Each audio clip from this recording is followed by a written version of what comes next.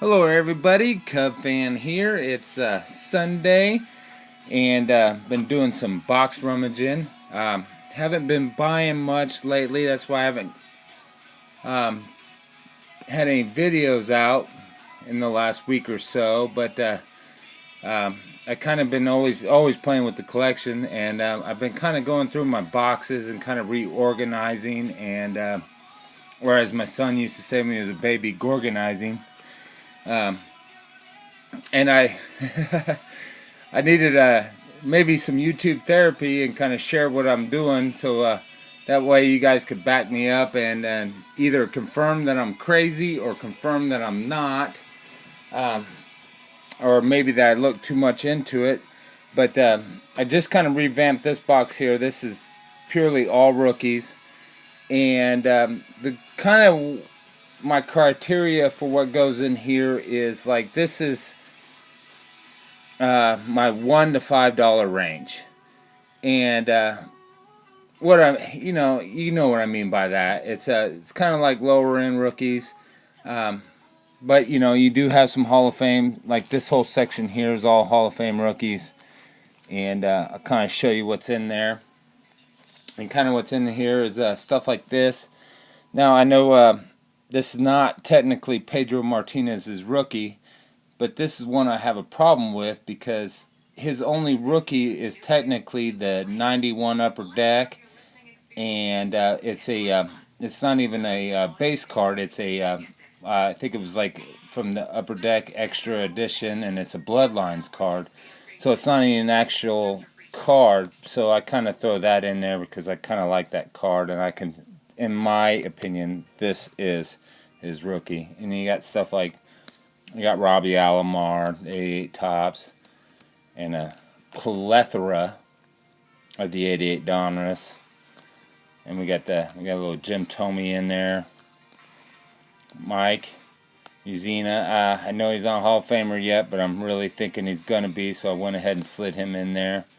But we got some Barry Larkins in here, and this is a perfect example. Here is I have the Barry Larkin 87 tops, and you saw the Sport Flicks, but like some of his better rookies, like his 87 Fleer, will be in this box because I kind of consider this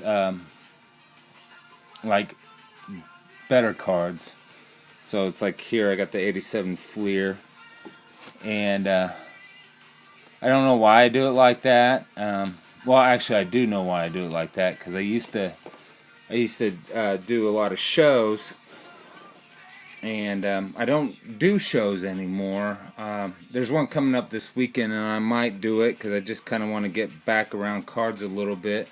But that's what I used to do. Is I used to do the shows just so I had a reason to spend all weekend talking cards and stuff like that, and be around other collectors. But being a collector and doing a show is kind of tough because I don't know how many times like I'm set up at my table and I sell a card and then immediately turn around and go and buy a similar card from another dealer right then and there to replace the one I just sold just because I liked it. I know that's crazy, but it's like you sell a card for $10, you go around and buy a similar card for $8. I felt like I was, I wasn't there to make money. I was just there to kind of justify the means, and it was a way to be around the hobby. But with YouTube, it's kind of replaced that for me, and so that's why I kind of set my cards up like this. That's why, these boxes up here are considered what I would call like showcase cards. And so these cards here would be like the cards that when I was setting up at shows, these are the cards that would go in the showcases. So I kept them separate. And then these would go out on the table for sale for various prices. But that's kind of the way I did it. And so like this pile here, and I just organized it this way. It used to just be, they were all in there together, and I just organized it with the Hall of Fame rookies, the 80s rookies, and I did that for myself because I wanted to be better organized, but have a better way of finding cards and know how to organize them. So that way, when I'm filling the boxes up, I just kind of know where everything goes. But that's kind of an example of what's in there. And then of course I got 2 stacks here. This one here, and all these back here. These are all like 90s rookies. There's a Richie Sexton. And let's see, what else I got in there? Daryl Kyle, Rip brother. There's a Matt Holliday, Derek Lee, and you guys kind of get the drift. All good players, not quite Hall of Famers, but guys I followed, and I mean they're all great players in their right. So they go in the boxes. Luis Gonzalez. These are all 90s. There's some Sosas. That's from his 90 Topps debut. And there's a Eric Karros, hell of a player in his day. And there's a hottest rookie from 99 and 2000, Pat Burrell. And then I have guys like, there's Mark Mulder. I mean, what do you do with them? No card is a bad card, so I keep them all. And then I just, I kind of go through these every once in a while, and as players don't pan out that I thought have panned out, these are more current. You got Luke Voigt there, Ronald Acuna, Gleyber Torres. But like, perfect example, Gleyber Torres, like if he doesn't pan out and he ends up being a flop, then I'll usually end up taking him out of these top loads and then moving on. There's a Matt Kemp, Eric Hosmer, Kendry Morales, Rich Hill, Mike Fontenot. I mean, I could probably take him out of there, but when he played for the Cubs, I really liked him, so I keep him in the box because I like him. Mike Pelfrey never panned out. Probably could take him out. There's Vlad Guerrero Jr., a couple of those. Ryan Zimmerman, Nick Castellanos, Travis Snyder, Colby Rasmus, Travis Hafner, Pablo, David Price. There's a couple of those. So that's kind of what I keep in these boxes here. I mean, I really like doing this, so it's kind of, this is my therapy. There's another stack here. There's that Rafael Devers. I believe these are all Confortos. Andrew Miller, Lorenzo Cain, Johnny Cueto. Does that from that, I think that's 06 Just Minors. Stephen Drew, Grady Sizemore. There's JBJ, Alex Gordon, Trevor Stories, Shane Victorino, Justin Morneau, Edwin Encarnacion. He doesn't get enough hobby love. There's a Jacoby Ellsbury, Michael Lamb, Brett Gardner, Ian Kinsler, Elvis Andrus, Didi Gregorius. Guys kind of doing well. And so that's kind of what I do there. And then as we go this way, this box here is kind of like my Cub box. And what I put in here is I put in like minor stars, or not even really commons, and kind of minor stars. If you're a Cubs fan, then Larry Bow is a minor star. But this is kind of where these things go, so on and so forth. And when I was a dealer, I mean, these cards would be like, I'd put these in here anywhere from a dime to a quarter. And then this stack would be kind of, I don't know how you explain it, but there's like there's an Ernie Banks there, but a little bit better. What's that guy in there? Like I got Kyle Schwarber. So these would be like current stars, or guys like Derek Lee in the Cub uniform would be in there. Prospects and stuff like that. And then over here, that's kind of like my St. Louis Cardinal box, and I know, being a Cub fan, you can't do both, but if you did shows around here, you kind of have to do both. So I just kind of kept the box, and you know, I don't really add anything to it anymore, but you know, you got like Tommy Her in there. But it's kind of a good way. So like still some of the Cardinal stars, I still will sleeve them up and I'll put them in there. Don't really know why. And then here, kind of like have my star boxes. And this was funny because the very first show I ever did, I only had one of these. And it was filled with guys like Jeff Bagwell, Barry Bonds, Ken Griffey, Jason Giambi, because he was a stud back in the day. And then of course like Todd Helton. And but I still like Todd Helton. I still like Giambi, so those guys stay. And then I kind of cleaned this out. I cleaned this out the other day, and I took out some guys. I took out Starlin Castro, and I took out Carlos Zambrano with a head case.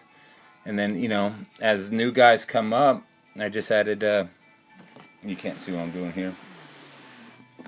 Like over here, I just added JD Martinez, and these are just base, because you know what do you do with all the cards that you know you don't quite know what to do with. There's Don Manley, and so my crazy thought is I just keep them organized as players, and if they're not on one of these tabs, then they don't get sleeved. Well, that's not true either, because I kind of found a way around that as well too, because over here on this box, this is kind of where, you know, what do you do with refractors and gold cards of like halfway decent guys? There's a Steven Strasburg, and then like a Dustin Pedroia pink refractor. It's like, what do you do with those? You know, you don't just want to throw them in common boxes, so I sleeve them up and I put them in there. And then these guys are all semi-stars, so I got stuff like Jose Canseco, not his rookie, but decent card. Loved that card growing up. And then here is like Hall of Famers that don't have a sleeve spot over there. And that's where you got guys like Joe Morgan. I mean, I don't have a slot for him, or the tribute cards like the Musial here. And then I got Carlton Fisk. I just don't have enough of these guys to justify getting their own little slot, so I just kind of throw those there. And then this is where I'm so weirded out by myself because of the way I organize these. So I have a slot over in the other rookie box, and these are just like vintage Hall of Famers or All-Stars all here in this row.